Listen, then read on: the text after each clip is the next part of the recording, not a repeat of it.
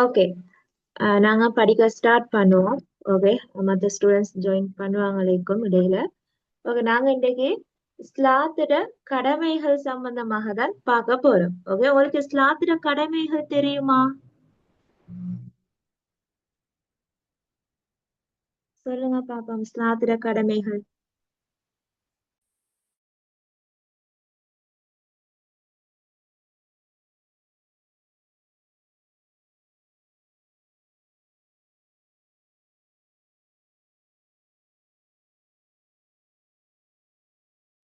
என்னென்ன கடமைகள் காணப்படுது? சொல்லுங்க பாப்போம், இஸ்லாத்திட கடமைகள்.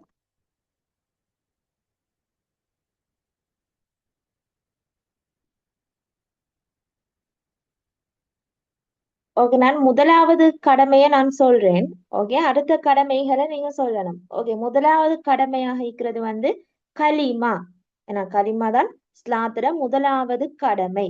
இரண்டாவது கடமை என்ன? தொழுகை. Okay, good. தொழுகை. மூன்றாவது? நோன்பு.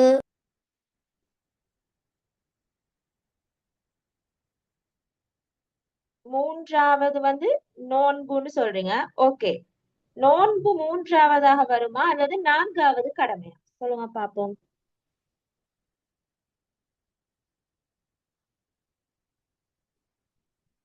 நோன்பு மூன்றாவது கடமையா இல்லைன்னு சொன்னா நான்காவது கடமையா?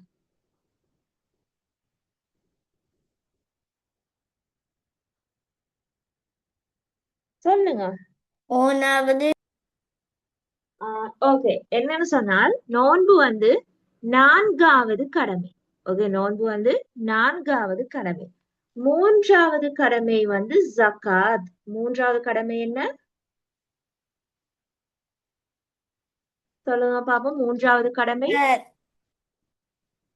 ஜகாத். அப்ப நான்காவது கடமையாக இருக்கிறதா நீங்க சொன்னது போல நோன்பு. அப்ப ஐந்தாவது கடமை என்ன? ஹஜ். Okay, good. ஹஜ். ஏன்னா ஐந்தாம் கடமையாக இருக்கிறது வந்து ஹஜ். ஓகே, அப்ப இந்த இஸ்லாத்திட 5 கடமைகள் பற்றி உங்களுக்கு கட்டாயமாக தெரிந்திருக்க வேண்டும். இதுல இப்ப நாங்க ஒரு புனிதமான ஒரு மாதத்துல ஒரு கடமைய நாங்க செய்து கொண்டிருக்கிறோம். அது எந்த கடமையை நாங்க செஞ்சு கொண்டிருக்கிறோம்? சொல்லுங்க பாப்போம். நோன்பு. ஏன்னா நோன்பு கடமையை தான் நாங்க நிறைவேற்றி கொண்டிருக்கிறோம். நான்காவது கடமையாக இருக்கிறது இந்த நோன்பு. அதைத்தான் நாங்க இந்த ரமலான் மாதத்துல அந்த நோன்புகளை நோற்று கொண்டு இருக்கிறோம். விளங்குச்சா? அப்ப அது ஒரு இஸ்லாத்திர கடமையாக காணப்படுது. இஸ்லாத்திர கடமைகள்னு சொல்ற நேரம் கட்டாயமா ஒவ்வொரு முஸ்லிமும் அதை வந்து நிறைவேற்றியாக வேணும். விளங்குச்சா? ஒவ்வொரு முஸ்லிமும் அதை நிறைவேற்றணும். அதான் இஸ்லாத்திர கடமைகளாக நாங்க பாக்குறோம். ஓகே, இத ஏன் நான் சொன்னேன்னு சொன்னா, நாங்க இன்றைக்கு படிக்க போற யூனிட் என்னன்னு சொன்னால் இஸ்லாத்திட கடமைகள். இஸ்லாத்திட கடமைகள் சம்பந்தமாக தான் நாங்க பார்க்க போறோம். ஓகே, இன்சாஃப், நீங்க நியூ ஸ்டூடெண்டா இல்லைன்னா வளமையா கிளாஸுக்கு ஜாயின் பண்றவங்களா?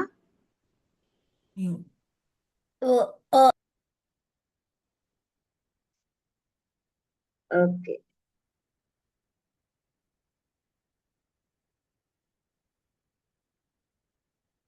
ஓகே, இஸ்லாத்திட கடமைகள். ஓகே, இஸ்லாத்திட கடமைகள் சம்பந்தமாக தான் நாங்க பார்க்க போறோம். ஓகே, அப்ப இஸ்லாத்திட கடமைகள் மொத்தம் எத்தனை காணப்படுது? திரும்ப சொல்லுங்க. 5. 5 காணப்படுது. Okay, good. இதுல ஒரு சம்பவம் ஒன்று நாங்க பார்க்க போறோம். பாருங்க, ஒரு முறை எங்களோட முகம்மது நபி ஸல்லல்லாஹு அலைஹி வஸல்லம் அவங்க சஹாபாக்களுக்கு நடுவுல அமர்ந்து கொண்டிருக்கிறாங்க. சஹாபாக்களுக்கு மத்தியில அமர்ந்து கொண்டிருக்கிறாங்க. சஹாபாக்கள்னு சொல்றவங்க யாருன்னு தெரியுமா? சஹாபாக்கள்னு சொல்றவங்க. ஓகே, சஹாபாக்கள்னு சொல்றவங்க யாருன்னு சொன்னால் நபி ஸல்லல்லாஹு அலைஹி வஸல்லம் அவங்களோட நண்பர்கள், தோழர்கள். ஓகே, அவங்களதான் நாங்க சஹாபாக்கள்னு சொல்லுவோம். அதாவது நபி ஸல்லல்லாஹு அலைஹி வஸல்லம் அவங்களோட வாழ்க்கையில அவங்க நேரடியா கண்டிப்பாங்க. விளங்குச்சு? அப்படி கண்டவங்களைத்தான் நாங்க சஹாபாக்கள்னு சொல்லி குறிப்பிடுறோம். அப்போ ஒரு முறை முகமது நபி ஸல்லல்லாஹு அலைஹி வஸல்லம் அவங்க அவங்களோட தோழர்கள் அந்த சஹாபாக்களுக்கு மத்தியில அமர்ந்து கொண்டிருக்கிறாங்க. அப்ப அந்த நேரத்துல ஜிப்ரீல் அலைஹிஸ்ஸலாம், ஜிப்ரீல் அலைஹிஸ்ஸலாம் யாரு?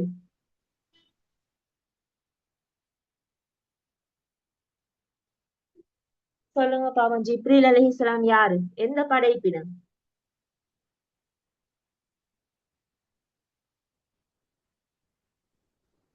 ஜிப்ரீல் அலைஹிஸ்ஸலாம் ஒரு மனிதரா அல்லது ஒரு ஜின்னா அல்லது ஒரு மலக்கா? மலக்கு. Okay, good. மலக்கு. ஏன்னா ஜிப்ரீல் அலைஹிஸ்ஸலாம் வந்து ஒரு மலக்கு. அப்ப நபி ஸல்லல்லாஹு அலைஹி வஸல்லம் அவங்க சஹாபாக்களுக்கு மத்தியில அமர்ந்து கொண்டிருக்கிற நேரம் ஜிப்ரீல் அலைஹிஸ்ஸலாம் வந்து மனிதண்ட உருவத்துல வந்திருக்கிறார். இது ஒரு மனிதண்ட உருவத்துல வந்திருக்கிறார். ஏன்னா மலக்குமார்கள் எதனால படைக்கப்பட்டிருக்கிறாங்க? சொல்லுங்க பாப்போம். लिंक पूछ क्या इधर इधर बेबी सुन इधर इस्लाम इधर मैं इधर மலக்குமார் எதனால படைக்கப்பட்டிருக்கிறாங்க? ஒளியில். ஒளியினால். Okay, good. அப்ப அந்த வெளிச்சத்தினால, அந்த ஒளியினாலதான் மலக்குமார்கள் படைக்கப்பட்டிருக்கிறாங்க. அப்போ ஜிப்ரீல் அலைஹிஸ்ஸலாம் வந்து மனிதண்ட உருவத்துல வாராங்க, வந்து அவங்களுக்கு முன்னால அமர்ந்து கொள்றாங்க. ஓகே, யாரோட முன்னால? நபி ஸல்லல்லாஹு அலைஹி வஸல்லம் அவங்களும் சஹாபாக்களும் இருக்கிற நேரம் அவங்களோட முன்னால வந்து ஜிப்ரீல் அலைஹிஸ்ஸலாம் அமர்ந்து கொள்றார். இப்ப அந்த நேரம் ஜிப்ரீல் அலைஹிஸ்ஸலாம் முஹம்மது நபி ஸல்லல்லாஹு அலைஹி வஸல்லம் அவங்கள நோக்கி ஒரு கேள்வி கேட்கிறாங்க. இஸ்லாம் என்றால் என்னன்னு சொல்லி கேட்கிறாங்க. புரியுங்களா? இஸ்லாம் என்றால் என்னன்னு சொல்லி கேட்கிறாங்க. அப்ப அதுக்கு முஹம்மது நபி ஸல்லல்லாஹு அலைஹி வஸல்லம் அவங்க ஒரு பதில கொடுத்திருக்கிறாங்க. அந்த பதில் என்னன்னு சொன்னால், இஸ்லாம்னு சொல்றது வணங்க தகுதியானவன் அல்லாஹுவை தவிர யாரும் இல்லை. ஓகே, நாங்க அல்லாஹுவை மட்டும்தான் வணங்கணும், அல்லாஹுவை மட்டும்தான் வழிபடணும். அப்ப வணங்க தகுதியானவன் அல்லாஹுவை தவிர யாரும் இல்ல. முஹம்மது ஸல்லல்லாஹு அலைஹி வஸல்லம் அவங்க அல்லாஹ்வோட தூதர் என்று சாட்சி கூறுதல். அதாவது முஹம்மது நபி ஸல்லல்லாஹு அலைஹி வஸல்லம் அவங்க அல்லாஹ்வோட ஒரு தூதர், ஒரு இறை தூதராக இருக்கிறாங்கன்னு சொல்லி சாட்சி கூறுறதும், அடுத்து தொழுகையை நிலைநாட்டுதல். இப்ப இதுல நபி ஸல்லல்லாஹு அலைஹி வஸல்லம் அவங்க ஜிப்ரீல் அலைஹிஸ்ஸலாம் கேட்ட அந்த கேள்வி, இஸ்லாம்னு சொன்னால் என்னன்னு கேட்ட அந்த கேள்விக்கு நபி அவங்க இஸ்லாத்துல கடமைகளை எடுத்து சொல்றாங்க. முதலாவது சொல்றாங்க, வணங்க தகுதியானவன் அல்லாஹ்வை தவிர வேறு யாரும் இல்லை. முகமது நபி ஸல்லல்லாஹு அலைஹி வஸல்லம் அவர்கள் அல்லாஹ்வோட தூதர் என்று சாட்சி கூறுதல். இதுதான் எங்களோட முதலாம் களிமா. எல்லாருக்கும் முதலாம் களிமா தெரியும் தானே? லா இலாஹ இல்லல்லாஹ் முஹம்மது ரசூலுல்லாஹ். Okay, good. லா இலாஹ இல்லல்லாஹ் முஹம்மதுர் ரசூலுல்லாஹ். வணக்கத்துக்குரிய நாயன் அல்லாஹ்வை தவிர வேறு யாரும் இல்லை. முஹம்மது நபி ஸல்லல்லாஹு அலைஹி வஸல்லம் அவர்கள் அல்லாஹ்வின் தூதர் ஆவார்கள். அப்ப இதுதான் முதலாம் களிமாவாக இருக்குது. அப்ப இது இஸ்லாத்துல கடமைகள்ல முதலாவது கடமையா இருக்கிறது தான் இந்த களிமா. விளங்கிஷா? அப்ப நபி அவங்க என்ன பதில சொல்றாங்க? முதலாவது களிமா. ஓகே, அந்த ஒரு பதில சொல்லிட்டு அடுத்து சொல்றாங்க தொழுகையை நிலைநாட்டுதல். ஓகே, ஒரு இஸ்லாத்துல இரண்டாவது கடமையா இருக்கிறது தான் தொழுகை. ஒரு முஹ்மின் கட்டாயமா எத்தனை நேர தொழுகையை வந்து ஒரு நாளைக்கு நிறைவேற்றணும்? கட்டாயமான தொழுகை.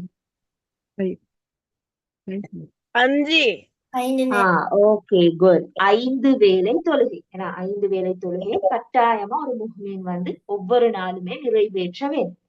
அதுல ஒன்று சுபஹ், லுஹர், அசர், மஹ்ரிப், இஷா. ஓகே, உங்க எல்லாருக்கும் அந்த ஐவேளை தொழுகையை பற்றி தெரிந்திருக்கும். அது எத்தனை ரகாத்துகளை கொண்டதுன்னு சொல்லி உங்களுக்கு தெரிஞ்சிருக்கும், நீங்க எல்லாரும் தொழுகிறதுனால. ஓகே, அப்ப அது இரண்டாவது கடமையாக காணப்படுது. அடுத்து மூன்றாவது கடமையா இருக்கிறது ஜகாத் கொடுத்தல். ஓகே, ஜகாத் வந்து எல்லா முஸ்லிம்களும் கட்டாயமா கொடுக்கணுமா? இல்ல டீச்சர் ஓ சாரி ஓ டீச்சர் ஓகே, எல்லா முஸ்லிம்களும் கட்டாயமாக கொடுக்கணும். ஓகே, அது வந்து இஸ்லாத்துல கடமையாக இருக்குது. ஓகே, எல்லாரும் கட்டாயம் ஒவ்வொரு வருஷமும் அந்த ஜகாத்தை நிறைவேற்றணுமா? ஓ டீச்சர் ஓகே, அப்ப ஏழைகளா இருந்தாலும் அவங்களும் ஜகாத்தை நிறைவேற்றணுமா? இல்ல ஓகே, அப்ப நீங்க என்ன பதில் தந்திருக்கணும்னு சொன்னால், ஜகாத் வந்து வசதி படைத்தவங்களுக்கு கட்டாயமாக்கப்பட்டது. விளங்கிச்சா? வசதி படைத்தவங்க செல்வந்தவங்களா இருப்பாங்க தானே, அவங்க வந்து கட்டாயமா ஜகாத்தை நிறைவேற்றணும். ஏன்னு சொன்னால் ஜகாத் கொடுக்குறன்னு சொன்னால் அதுக்கு வந்து நிறைய விஷயங்கள் காணப்படுது. ஓகே, ஜகாத் கொடுக்கறதுக்குன்னு சொல்லி பொருட்கள் காணப்படுது, அளவு காணப்படுது, இவ்வளவு தான் நாங்க கொடுக்கணும்னு சொல்லி அளவு காணப்படுது. அதே நேரம் அல்லாஹ் குர்ஆன்ல சொல்லிக்கிறான், நீங்க இந்த ஆக்களுக்கு தான் ஜகாத்தை கொடுக்கணும்னு சொல்லி 8 கூட்டத்தினரை வந்து அல்லாஹ் சொல்லிக்கிறான். அப்ப அவங்களுக்கு தான் நாங்க ஜகாத்தை கொடுக்கணும். விளங்கிச்சா? அப்ப ஜகாத்ன்னு சொல்றது வந்து வசதி படைத்தவர்கள் மீது கடமையாக்கப்பட்ட ஒரு கடமை. அடுத்து 4வது கடமையாய்க்கிறது தான் இந்த ரமலான் மாதத்துல நோக்கிற இந்த நோன்பு. ஏன்னா இப்போ நாங்க என்ன செய்திருக்கிறோம், இந்த புனித ரமலானுடைய மாதத்துல நோன்பு நோற்றிருக்கிறோம். இது இஸ்லாத்துல 4வது கடமையாக வந்து காணப்படுது. இத வந்து ஒவ்வொரு முஹ்மீனும் கட்டாயமா நிறைவேற்றணும். ஏன்னு சொன்னா இது ஃபர்லான நோன்பு. ஃபர்லுன்னு சொன்னால் என்ன? கட்டாயம். நாங்க அதை கட்டாயமா செய்யணும். இப்ப தொழுகையும் வந்து என்ன ஃபர்லான தொழுகைன்னு சொல்லித்தான் 5 தொழுகைக்குது, அது கட்டாயம். அத மாதிரி ரமலான் மாதத்துல நோன்பு நோக்கிறதும் கட்டாயம், அது ஃபர்லு. அவ ரமலான் மாதத்துல நோன்பு நோக்கிறது வந்து 4வது கடமையாக காணப்படுது. அடுத்து 5வது கடமையாக இருக்கிறது என்னன்னு சொன்னால் வசதி படைத்தவங்க ஹஜ் கடமையை வந்து நிறைவேற்ற வேணும். ஏன்னா ஹஜ்ஜையும் கூட எல்லாராலையும் செய்ய இயலாதானே, அதுக்கு செல்வம் வேணும், வசதி வாய்ப்பு வேணும். விளங்கிச்சா? அப்ப முடியுமானவங்க என்ன செய்யணும், அந்த ஹஜ் கடமையை வந்து நிறைவேற்ற வேணும். அப்ப ஹஜ்ஜுன்னு சொல்றது 5வது கடமையாக காணப்படுது. இப்ப நான் உங்கள்கிட்ட ஒரு கேள்வி கேட்கிறேன், ஹஜ் கடமையை நாங்க எந்த மாதத்துல நிறைவேற்றுவோம்? சொல்லுங்க பாப்போம். துல்ஹஜ்.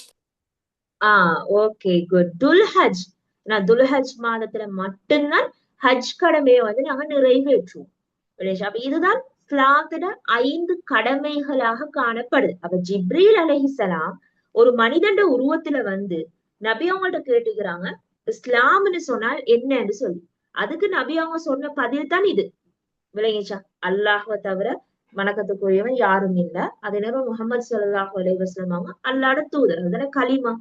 அடுத்து தொழுகையை நிலைநாட்டுறது, ஜகாத்தை கொடுக்கிறது, ரமலான்ல நோன்பு நோக்கிறது, முடியுமானவங்க ஹஜ்ஜை நிறைவேற்றுவது.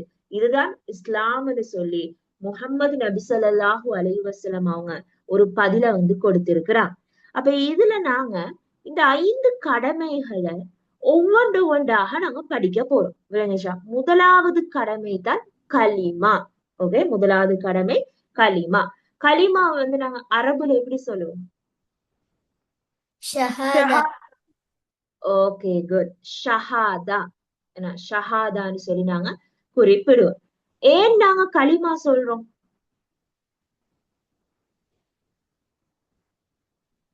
கலிமா சொல்லலன்னு சொன்னா நாங்க முஸ்லீமாக கருதப்பட மாட்டோமா? இல்ல. இல்லைன்னா கட்டாயமா நாங்க கலிமா வந்து சொல்ல வேணும். ஓகே, ஒரு ஒரு ஒரு மனிதன் வந்து கலிமாவை சொல்லிதான் இஸ்லாத்துக்குள்ள நுழைவான்.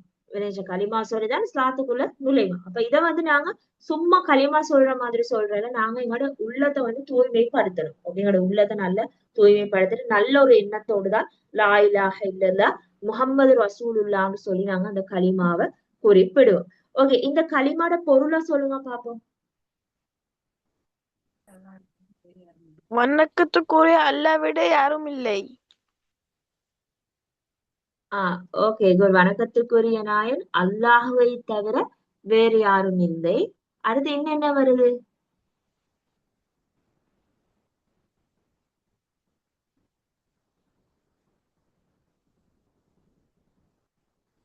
முஹம்மது நபி ஸல்லல்லாஹு அலைஹி வஸல்லம் அவர்கள் அல்லாஹுவின் இறுதி தூதர் ஆவார்கள். ஓகே, அதுவும் கலிமாட பொருள் தான். விளங்கிச்சா? எல்லாரும் முதலாம் கலிமாட பொருளை வந்து ஞாபகம் வைத்துக் கொள்ளுங்க.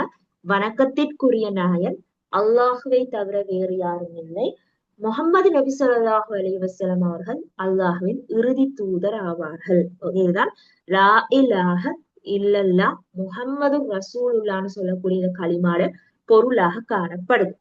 அப்ப இந்த லா இலாஹ இல்லல்லாஹ் முஹம்மது ரசூலுல்லாஹ்னு சொல்லக்கூடிய இந்த கலிமாவை சொல்றதின் ஊடாகதான் ஒருத்தர் வந்து இஸ்லாத்துக்குள்ள நுழைவடைகிறார். ஓகே, இஸ்லாத்துக்குள்ள நுழைகிறார். அப்ப இது சம்பந்தமா முஹம்மது நபி ஸல்லல்லாஹு அலைஹி வஸல்லம் அவங்களும் ஹதீஸ்ல சொல்லிக்கிறாங்க. அதாவது ஒருத்தர் இஸ்லாத்துக்குள்ள நுழையணும்னு சொன்னா கட்டாயமா இந்த கலிமாவை வந்து சொல்லணும், இந்த கலிமாவை சொல்லணும்னு சொல்லி ஹதீஸ்ல சொல்லி இருக்கிறான். ஓகே, இப்ப இரண்டாவது கடமை சம்பந்தமா பார்ப்போம். இரண்டாவது கடமை வந்து தொழுகை. தொழுகையை நாங்க அரபுல எப்படி அழைக்கிறோம்னு சொல்லி தெரியுமா? யாருக்காவது தெரியுமா? சலாஹ். Okay, good. சலாஹ். சலாஹ்னு சொல்லுவோம். தொழுகை சலாஹ். அவ தொழுகைய பொறுத்த வரையில இது வந்து இஸ்லாத்துல இரண்டாவது கடமையா காணப்படுது. நான் ஆரம்பத்துல சொன்னது போல ஒரு முஸ்லிம் கட்டாயமா ஐவேளை தொழுகைய வந்து நிறைவேற்ற வேண்டும். ஓகே, ஐவேளை தொழுகைய வந்து கட்டாயமாக நிறைவேற்ற வேண்டும். அப்ப இது சம்பந்தமா எங்களுடைய இறுதி தூதர் முகமது நபி ஸல்லல்லாஹு அலைஹி வஸல்லம் அவங்க சொன்ன ஒரு விஷயம் என்னன்னு சொன்னால், முஸ்லிமுக்கும் காஃபிருக்கும் இடையிலான வேறுபாடு வந்து தொழுகைய விடுவது. இப்ப நாங்க தொழுகைய விட்டோம்னு சொன்னால், நாங்க தொழாம விட்டோம்னு சொன்னால் எங்களுக்கும் காஃபிருக்கும் ஒரு வேறுபாடு இருக்காது, நாங்களும் காஃபிராக தான் கருதப்படும். விளங்கிச்சா? அப்ப ஒரு முஸ்லிமுக்கும் காஃபிருக்கும் இடையிலான வேறுபாடு எதுன்னு சொன்னால் இந்த தொழுகைய விடுறதாகும்னு சொல்லி குறிப்பிடப்பட்டு இருக்குது. இது வந்து முகமது நபி ஸல்லல்லாஹு அலைஹி வஸல்லம் அவங்க ஹதீஸ்ல சொன்ன ஒரு விஷயம். விளங்கி கொண்டீங்களா இந்த ஹதீஸ? ஓ டீச்சர். ஓகே, அதே போல இன்னும் ஒரு ஹதீஸ்ல ஒரு சம்பவம் பார்ப்போம். ஒரு முறை இந்த இப்னு அப்பாஸ் ரலியல்லாஹு அன்ஹு அவங்க, இப்னு அப்பாஸ் ரலியல்லாஹு அன்ஹு முகமது நபி ஸல்லல்லாஹு அலைஹி வஸல்லம் அவங்கள்ட்ட வந்து ஒரு கேள்வி கேக்குறாங்க. என்னைய சுவர்க்கத்துக்கு நுழைவிக்கிற ஒரு இபாதத்தை சொல்லித்தாங்க. ஓகே, எனக்கு சுவர்க்கம் போகக்கூடிய ஒரு இபாதத். இபாதத்துன்னு சொல்றது வணக்க வழிபாடு. ஓகே, இபாதத்துன்னு சொல்றது வணக்க வழிபாடு.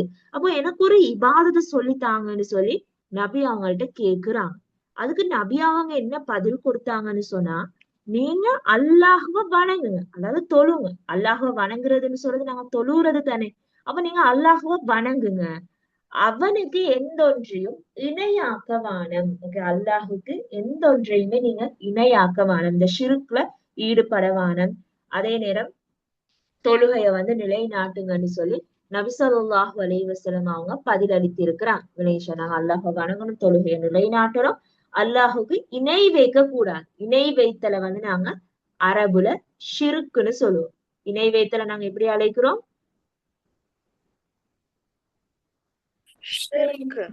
ஷிருக். ஷிருக்குன்னு சொன்னால் இணை வைத்தல். அப்ப அல்லாஹுக்கு நீங்க எதையுமே ஒப்பிடவானும், இணை வைக்க வானும்னு சொல்லி முகமது நபி ஸல்லல்லாஹு அலைஹி வஸல்லம் அவங்க இப்னு அப்பாஸ் ரலியல்லாஹு அன்ஹுக்கு பதில் அளித்திருக்கிறாங்க. ஓகே, இதுவும் ஹதீஸ்ல இடம்பெறக்கூடிய ஒரு விடயம். அப்ப இது என்ன சொல்லப்படுது, நாங்க கட்டாயமா சுவர்க்கத்துக்கு போகணும்னு சொன்னா நாங்க தொழுகைய வந்து நல்ல முறையில பேணி தொழணும். நாங்க தொழலன்னு சொன்னா நாங்க நரகத்துக்கு தான் போவோம். ஏன்னா தொழாதவங்களும் அதே நேரம் யாரு யாரு விட்டுட்டு தொழுறாங்களோ, விட்டு விட்டு தொழுறாங்களோ அவங்க எல்லாரும் இந்த ஜக்கர்ன்னு சொல்லக்கூடிய நரகத்துக்கு தான் அனுப்பப்படுவாங்க. எந்த நரகம்? எந்த நரகம் கூட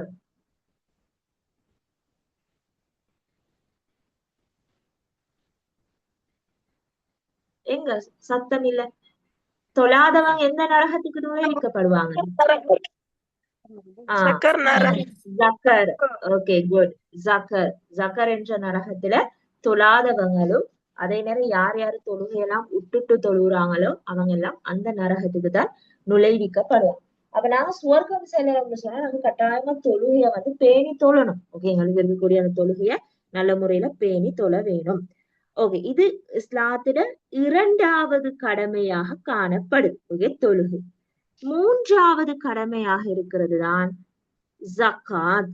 ஓகே, ஜக்காத். இது வந்து நான் ஃபர்ஸ்டாவே உங்களுக்கு சொன்னது போல இந்த ஜக்காத் கடமைய ஒவ்வொரு முஸ்லிமும் என்ன செய்வாங்கன்னா அவங்களோட செல்வத்துல இருந்து, ஓகே, அவங்கள்ட்ட இருக்கக்கூடிய செல்வத்துல இருந்து ஒரு கொஞ்சம் ஒரு பகுதியை வந்து யாரு யாருக்கு இந்த ஜக்காத் கொடுக்கலுமோ, ஓகே, அவங்களுக்கு வந்து வழங்குவாங்க. விளங்கிச்சா? நான் சொன்ன குர்ஆன்லயே சொல்லப்பட்டிருக்குது 8 பிரிவினர்கள். ஓகே, அந்த 8 பிரிவினர்களுக்கு தான் நாங்க ஜக்காத்தை வந்து வழங்கலும். அப்ப செல்வம் படைத்தவங்க என்ன செய்வாங்க, அவங்களோட செல்வத்துல இது ஒரு பகுதியை கொஞ்சத்தை ஜக்காத் பெற தகுதியானவங்களுக்கு வழங்குவாங்க. ஓகே, அப்ப இப்படி நாங்க ஜக்காத் கொடுக்கறதுனால எங்களோட செல்வம் வந்து தூய்மை ஆகும். இல்லைங்க, எங்கள்கிட்ட இருக்கக்கூடிய செல்வம் வந்து தூய்மை ஆகும். அதே நேரம் நபி ஸல்லல்லாஹு அலைஹி வஸல்லம் அவங்க யமன் நாட்டுக்கு முஆத் ரலியல்லாஹு அன்ஹு, ஓகே, முஆத் ரலியல்லாஹு அன்ஹு அவங்களை வந்து ஒரு தலைவராக, ஒரு கவர்னராக அனுப்பிய நேரம் ஜகாத்துல முக்கியத்துவம் சம்பந்தமா நபி அவங்க அதுல சொல்லி இருக்கிறாங்க. ஓகே, நபி ஸல்லல்லாஹு அலைஹி வஸல்லம் அவங்க யமன் நாட்டுக்கு முஆத் ரலியல்லாஹு அன்ஹு அவங்களை வந்து தலைவராக அனுப்பி வைத்தார். இப்ப அந்த நேரத்துல அவர் இந்த ஜக்காத்துல முக்கியத்துவம் சம்பந்தமா ஒரு விடயத்தை சொல்லிக்கிறாரு. அதுதான் உங்களுக்கு ஹதீஸா தரப்பட்டிக்குது பாருங்க. அல்லாஹ் ஜக்காத்தை வந்து கடமையாக்கி இருக்கிறான். ஜக்காத்தை வந்து அல்லாஹ் இஸ்லாத்துல கடமையாக்கி இருக்கிறான். அது செல்வந்தர்கள்ட்ட இருந்து எடுக்கப்பட்டு ஏழைகளுக்கு வழங்கப்பட வேண்டும். ஜக்காத்துல சொல்ற நேரம் இது வந்து செல்வந்தர்கள்ட்ட இருந்து அது எடுக்கப்பட்டு ஏழைகளுக்கு வழங்கப்படுது. ஓகே, ஏன் இந்த மாதிரி எல்லாம் ஜக்காத் வழங்குறோம் சொல்லுங்க பாப்போம்.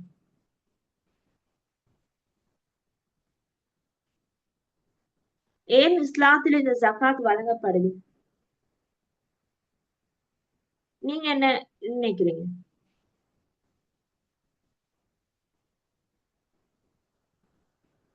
ஏழைக்கா வேண்டி வழிபாட்டு. விலங்கல திருப்ப சொல்லணுமா?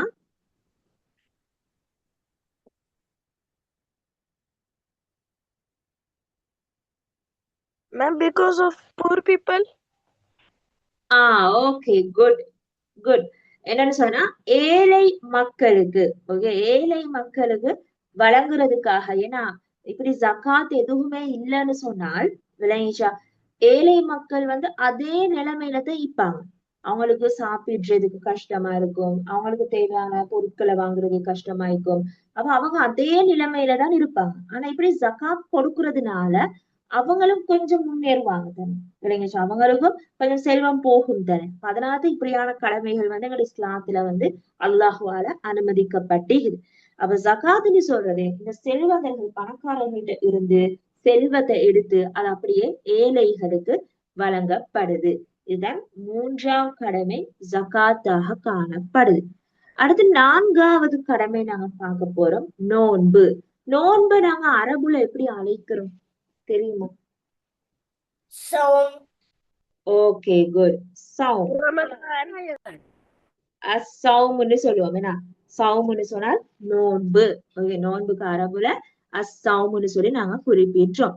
இதுல என்னன்னு சொன்னால் ஒவ்வொரு முஸ்லிமும் கட்டாயமாக ரமலான் மாதத்துல, இஸ்லாமிய மாதங்கள்ல 9வது மாதம் தான் இந்த ரமலான் மாதம். இப்ப நாங்க இஸ்லாமிய மாதங்கள் படி எத்தனையாவது மாதத்துல இருக்கிறோம்?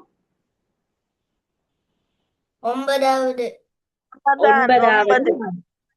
9வது மாதத்துலதான் நாங்க இப்ப இருக்கிறோம், விளங்கிச்சா.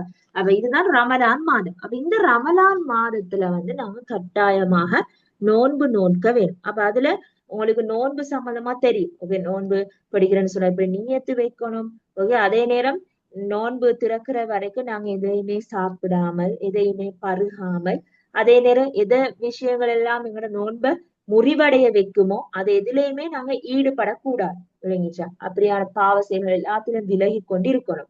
அதே நேரம் நாங்க இந்த நோன்பை வந்து அல்லாவுக்காக தானே பிடிக்கிறோம். அப்ப நாங்க அல்லாட்ட மட்டும்தான் அந்த நன்மையையும் எதிர்பார்க்கணும், விளங்கிச்சா. ஏன்னா அல்லாஹ் சொல்றான், நோன்பாளிகளுக்குரிய கூலிய வந்து நான் கொடுக்குறேன், விளங்கிச்சா, நான் கொடுக்குறேன்னு அல்லாஹ் சொல்றேன்.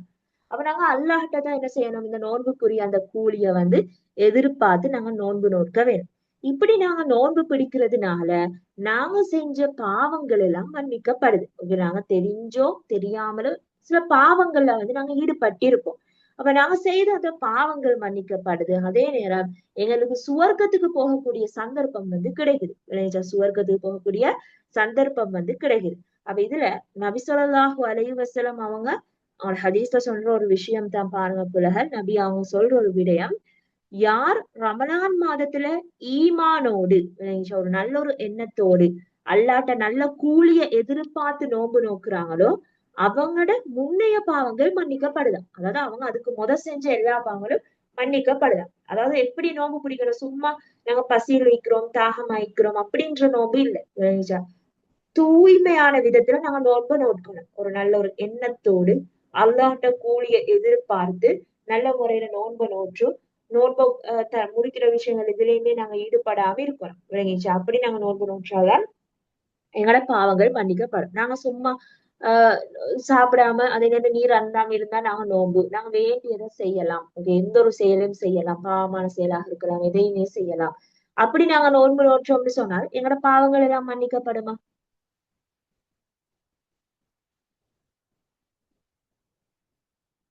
சொல்லுங்க பாப்போம். எங்களோட பாவங்கள் மன்னிக்கப்படுமா? இல்ல மேம். இல்ல. இல்லைன்னா மன்னிக்கப்பட மாட்டாது. ஏன்னா நாங்க நல்ல முறையில நோன்பு நோக்கணும். அல்லாட்ட கூலி எதிர்பார்க்கணும். சரிங்களா? அப்ப நோன்புன்னு சொல்றது வந்து சும்மா நாங்க பசியில இருக்கிற தாகத்துல இருக்கிற விஷயம் அல்ல. அதை விளங்கி கொள்ளணும். நோன்புன்னு சொல்றது நாங்க நல்ல முறையில அதை நோக்க வேணும். அல்லாட்ட கூலியை எதிர்பார்க்கணும். அதே நேரம் இஸ்லாத்துல நோன்பு நோன்பு பகுதிகளில் என்னென்ன விஷயங்கள் எல்லாம் செய்யறதுக்கு தடை செய்யப்பட்டிருக்குதோ அதெல்லாம் நாங்க தடுத்து கொள்ளணும். ஓகே, இப்படியான விஷயங்களை நாங்க கட்டாயமா ஈடுபட வேண்டும். அப்ப இதுதான் இஸ்லாத்திர கடமைகள்ல 4வது கடமையாக இந்த நோன்பு காணப்படுது. ஓகே, அடுத்த இறுதி கடமை 5வது கடமையா இருக்கிறது தான் இந்த ஹஜ். சரிங்களா? இந்த ஹஜ் கடமைய வந்து எல்லா முஸ்லிம்களும் நிறைவேற்ற வேணுமா? சொல்லுங்க பாப்போம். இல்ல வசிதுல்லா மட்டும். Okay, good. எல்லா முஸ்லிம்களும் கட்டாயமா ஹஜ்ஜ நிறைவேற்றணும் இல்ல. யார் யாரு வசதி படைத்தவங்களா இருக்கிறாங்களோ அவங்க வந்து ஹஜ் கடமைய வந்து நிறைவேற்ற வேணும். அப்ப வாழ்நாள்ல ஒரு முறை சரி இந்த வசதி படைத்தவங்க இந்த ஹஜ் கடமைய நிறைவேற்றுவது கட்டாயமாக்கப்பட்டி அவங்களுக்கு கட்டாயம். அவங்க வாழ்க்கையில ஒரு தடவை சரி அந்த ஹஜ்ஜ வந்து நிறைவேற்ற வேண்டும். அப்ப இந்த ஹஜ் கடமையை நாங்க செய்யறதினூடாக எங்களோட பாவங்கள் எல்லாமே மன்னிக்கப்படும். யார் ஹஜ் கடமையில ஈடுபடுறாங்களோ அவங்களோட பாவங்கள் எல்லாம் மன்னிக்கப்படும். மன்னிக்கப்பட்டு அவங்க ஹஜ் கடமையை நல்ல முறையில செஞ்சுட்டு திரும்ப அவங்களோட சொந்த ஊருக்கோ சொந்த நாட்டுக்கோ வார நேரம் அவங்க எப்படி வருவாங்கன்னு சொன்னா அன்றைக்கு பிறந்த ஒரு குழந்தை மாதிரி வருவாங்க. ஒரு பிறந்த குழந்தைன்னு சொன்னால் ஒரு ஒரு குழந்தை ஒண்ணு இப்ப பிறக்குதுன்னு சொன்னா அது நிறைய பாவங்கள் எல்லாம் செய்திருக்குமா?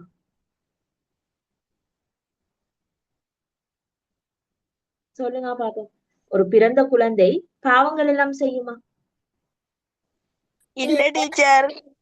இல்லைன்னா அது பாவங்கள் எதுவும் செய்திருக்க மாட்டது. அப்ப அத மாதிரி தான் ஹஜ் கடமைய நல்ல முறையில செஞ்சுட்டு வாரவங்க அன்றைக்கு பிறந்த ஒரு குழந்தை மாதிரி இருப்பாங்க. அதாவது அவங்களோட பாவங்கள் எல்லாமே முழுமையா மன்னிக்கப்படும்.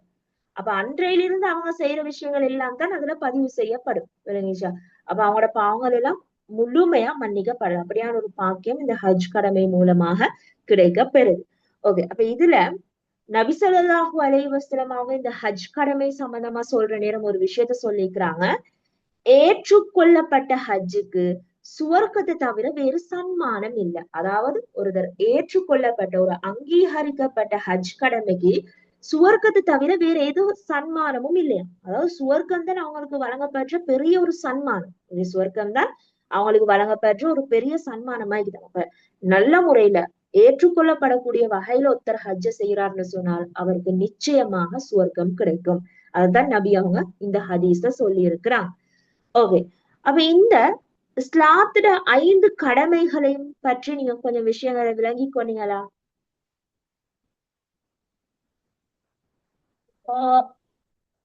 ஓகே, அப்ப இது உங்களுக்கு ஏற்கனவே தெரிஞ்ச விஷயங்கள் தான். இஸ்லாத்துல கடமைகள் பற்றி நீங்க ஏற்கனவே தெரிஞ்சு வைத்திருப்பீங்க. அது சம்பந்தமா தான் பாக்குறோம். ஏன்னா இது உங்களோட யூனிட்ல இருக்கிறதுனாலதான் நாங்க இதை பாக்குறோம். ஓகே, அப்ப இந்த இஸ்லாத்துல கடமைகளை நாங்க நல்ல முறையில நிறைவேற்றதுனால ஒரு தனி மனித சமூகத்துக்கு இடையிலான தொடர்பு வந்து நல்ல முறையில உறுதியாக்கப்படுது. ஒரு தனி மனிதனுக்கும் சமூகத்துக்கும் ஒரு மனிதனுக்கும் சமூகத்துக்கும் இடையிலான தொடர்பு வந்து உறுதியாக்கப்படுது. அப்ப இந்த இஸ்லாத்துல இருக்கக்கூடிய இந்த கடமைகளை நாங்க என்ன செய்யணும்? நல்ல முறையில நிறைவேற்றணும்னு சொன்னால் நிச்சயமா அல்லாஹு தாலாட அன்பு வந்து எங்களுக்கு கிடைக்கும். அல்லாட அன்பு அல்லாட திருப்தி எங்களுக்கு வந்து கிடைக்க பெறும். அப்ப இஸ்லாத்துல கடமைகளை நாங்க சரிவர நிறைவேற்ற வேண்டும். இதை வந்து நாங்க யாருமே இத நிராகரிக்க கூடாது, இக்னோர் பண்ண வேணும். சரிவர நிறைவேற்ற வேணும். ஓகே, அப்ப இதுதான் இஸ்லாத்துல கடமைகள் சம்பந்தமான விடயங்கள். ஓகே, இப்ப நாங்க இந்த யூனிட்ல வந்திருக்கக்கூடிய ஒரு சில அரபு சொற்கள் இருக்குது, அதையும் பொருள்களையும் எழுதி கொள்வோம். கொப்பி எடுத்துக்கொள்ளுங்க பாப்போம்.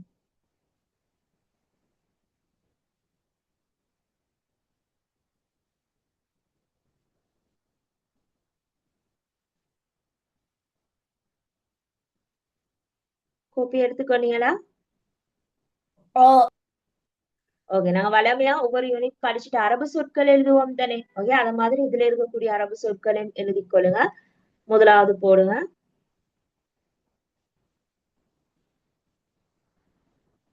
ஷஹாதா.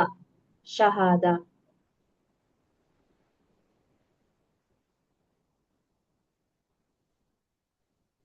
ஷஹாதான்னு சொன்னால் என்ன பொருள்?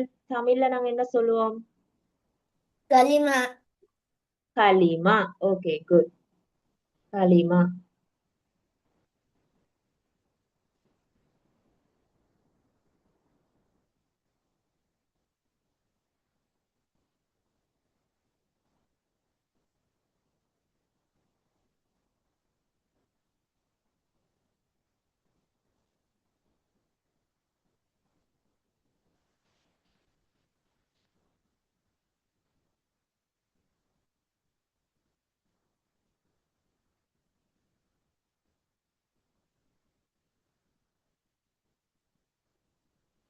ஓகே, அடுத்த சொல் போட்டுக்கொள்ளுங்க. சலாஹ்.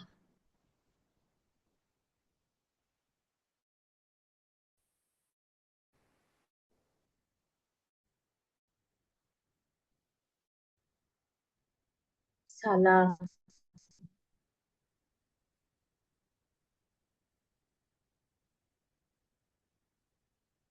சலாஹ்னு சொன்னால் என்ன பொருள்? தொழுகை சொல்லுங்க பாப்போம். சலாஹ்னு சொன்னால் என்ன பொருள்? தொழுகை. தொழுகை. Okay, good. தொழுகை.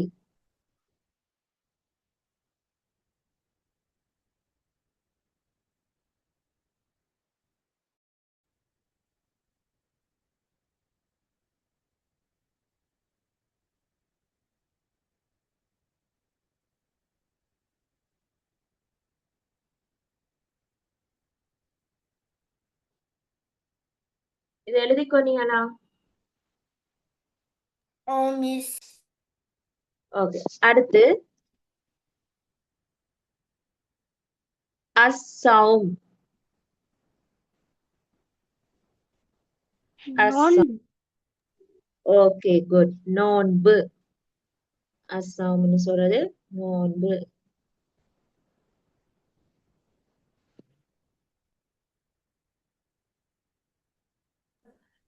மிஸ் அது பிள்ளை மூணாவது ஜக்காத் சொல்லுங்க.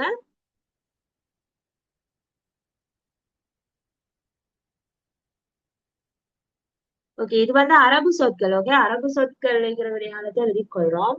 ஓகே, அடுத்து சொல் போட்டுக்கொள்ளுங்க. இபாதத். உங்களுக்கு இந்த சொல்லும் வரப்பட்டுச்சு. இபாதத். இபாதத்னு சொன்னால் என்ன பொருள்?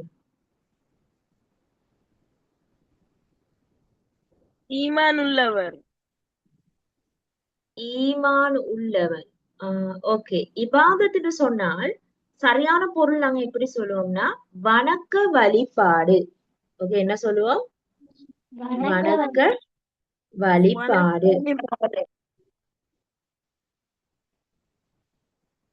வணக்க வழிபாடு.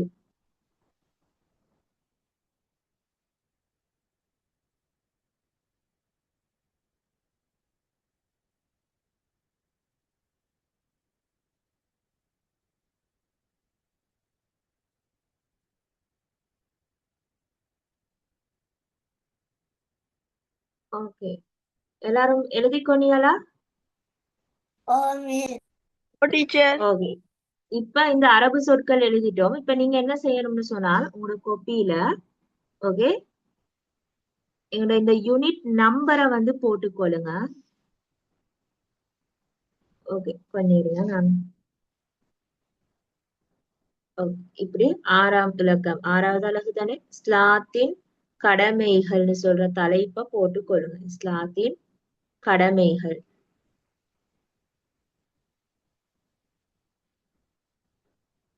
இஸ்லாத்தின் கடமைகள்.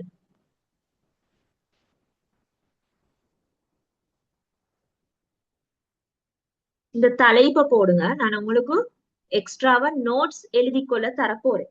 விளங்கிச்சா? அதைத்தான் நீங்க இப்ப எழுத போறீங்க. ஓகே, தலைப்பு போட்டுக்கொண்டீங்களா? Oh, teacher. ஓகே, இப்ப நான் ஸ்கிரீன் ஷாட் பண்ணிக்கிறது விளங்குதா? Oh, miss. ஓகே. இதுல 12 வினாக்கள் காணப்படுது. ஓகே, உங்களுக்கு இந்த நோட்ஸ் வினா விடை அமைப்புல தரப்பட்டிருக்குது. இத வந்து நீங்க இப்ப குயிக்கா எழுதி கொள்ளுங்க. நான் லாஸ்டா கேட்பேன். ஓகே, நீங்க செக்ல அனுப்பணும். ஏன்னா நீங்க எழுதுறீங்களான்னு தெரியாதானே. ஓகே,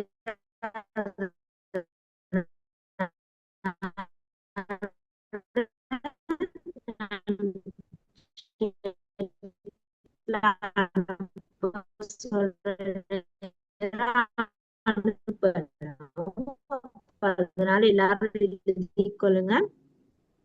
நேரம் எடுப்பேன்.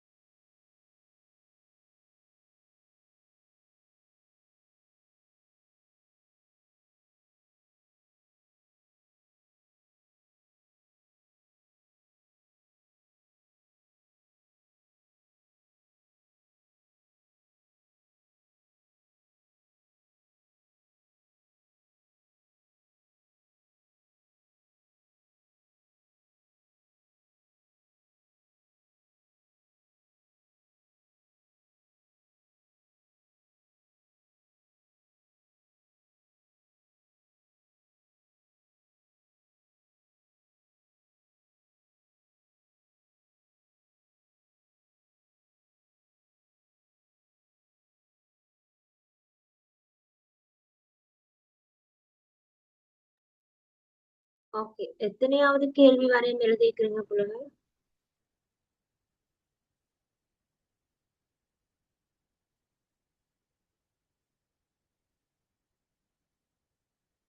எத்தனையாவது கேள்வி எழுதிக்கிறீங்க?